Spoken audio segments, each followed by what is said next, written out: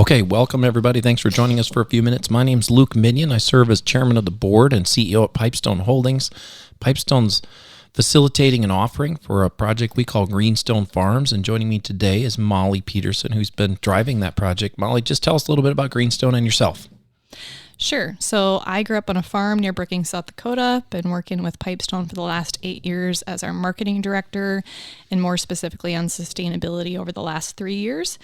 And GreenStone, in short, is an investment opportunity for farmers to own a company that will create and capture value for them in the U.S. carbon market. So how did PIPESTONE, obviously we're kind of known for our livestock involvement in our vet service business. How did we get to carbon farming? Sure. So I'd say we have a variety of services and partnerships at PIPESTONE, one of them being GreenStone Farmers, which is a packing plant that we own along with 200 family farmers. So with that program, we knew that sustainability was going to be a big topic of importance for consumers. We've been learning about carbon farming and carbon sequestration over the last 3 years. Sort of realized during that process that creating a carbon neutral pig maybe wouldn't have as much value as possibly selling carbon credits off the land. So we sort of switched routes from focusing on a carbon neutral pig to more of a carbon credit focus approach. So GreenStone is an offering for farmers to partner with PIPESTONE on carbon farming. Is that right? That is correct. So PIPESTONE will be the only non-farmer owner, but the remainder will be farmers that actually farm the land that will be owners in GreenStone. So GreenStone is an opportunity to own a carbon farming company for farmers, partner with PIPESTONE in doing it. What makes GreenStone needed or different from alternative carbon farming programs that are offered? Yeah, as we've been doing pilot projects and just researching other programs, I'd say a few needs that we have found to better serve farmers. One is just the price. We think the price that's being offered to farmers today is extremely low, and one of the strategic pillars of GreenStone is going to be being a market maker and negotiating with buyers to get a higher price. Our goal is around $100 per ton. And then the second is just more of a common sense approach. There's a lot of programs that are focused on the precision modeling, and we want to have more of a pay for practice approach that's more straightforward and clear economics from the start. So to break that down a little bit, the current programs out there have some terms that I hear a lot called additionality. What's additionality? Yeah, additionality is basically this concept of programs wanting to pay for new practices. So if you're a farmer that's been doing no-till for the last 10 years, they're not necessarily willing to pay for those credits. They want to see additional or new practices moving forward. Yeah, and so that creates a kind of a reverse incentive, right? For the farmers that have been doing some of these practices, they are not getting offered any kind of a incentive to continue. But for those that are changing, they're getting offered potentially incentives. So that's really one of the things that makes GreenStone unique, right? Yep, correct. So a lot of farmers that have been doing the practice for a while aren't participating in existing programs because they can't. Whereas GreenStone's approach will be, we think there should be what we call a maintenance payment moving forward. So to continue that practice moving forward, you get a maintenance payment for doing so. Okay, and then the other word is called permanence. And I know a lot of the programs have been built that are out there being offered to producers today or farmers today have these two kind of principles. One is additionality, which we just talked about, and the other was permanence. What's that about? So permanence is this concept that once you've stored the carbon in the ground or you've started a practice that you need to keep it and maintain that moving forward. But it can create, again, some low incentive for farmers to participate because they're having to lock into contracts where you'd have to keep the same practice for, let's say, 10 years at a time, which can be hard for a farmer to know, hey, am I going to be wanting to do no-till on this piece of land for 10 years?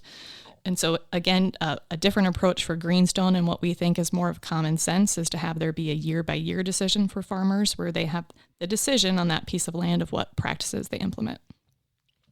So just adding some comments now that we really came to the conclusion that nobody's offering what GreenStone is on those two issues. In addition, no one that we're aware of is offering for the farmer to own the company. Is that accurate still today, or is there offerings that are different? I have not heard of any investment opportunities for a farmer to be an owner in a carbon credit company. So why is that important? John Deere and so many others, right, have been out there with programs and maybe let's say a varied degree of success. Why is it so important that we think farmers should own this activity? Mm-hmm. Well, first of all, they're the ones that are going to be making the changes. And so we think they should be the ones that, reap the most benefit. And second of all, a company that's owned by farmers will really be solely focused on positioning them for success versus some of these other programs and companies that kind of find themselves in the middle of, wanting to service the farmers, but also wanting to, meet the needs of the buyer of the product. So they kind of find themselves stuck in the middle and maybe not fully representing the farmer like what a farmer-owned company or GreenStone would do. Yeah, so just our view on this for the listeners is that this effort for GreenStone is to keep the goal simple, and it's to get the highest value for carbon that we can off of farmer practices. And sometimes GreenStone Farms, a company that I work with and chairman of the board of, our ambition is to have a carbon neutral pig that may not be exactly aligned with the highest value for carbon.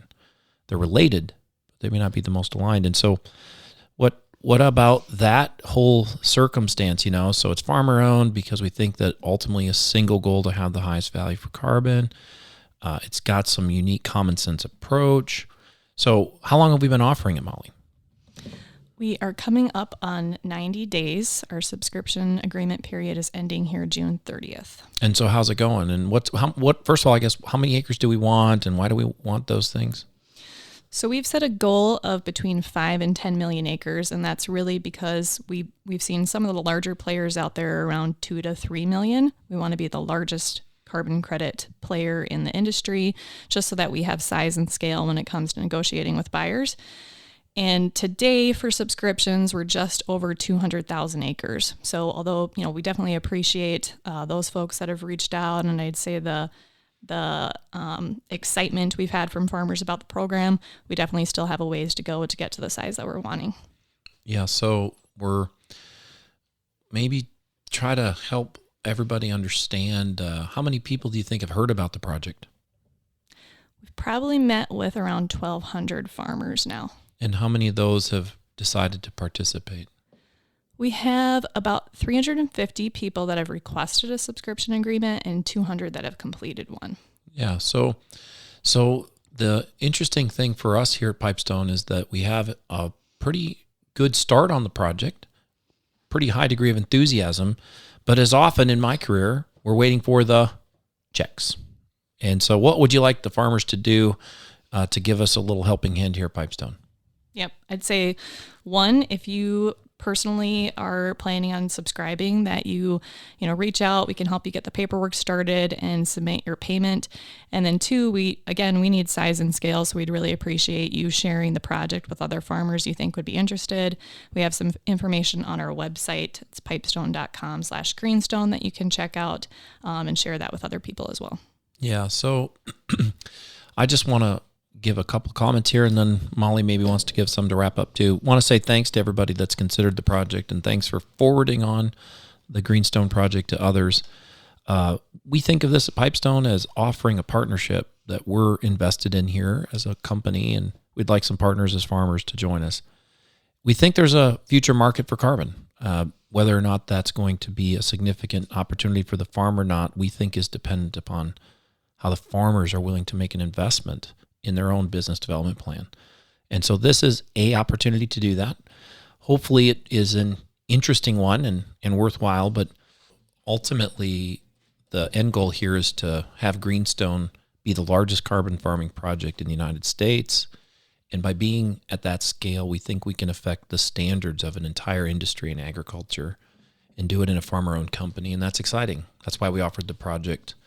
And to the extent that that scale is achievable, Pipestone's fully committed to continuing and moving forward, offering the project.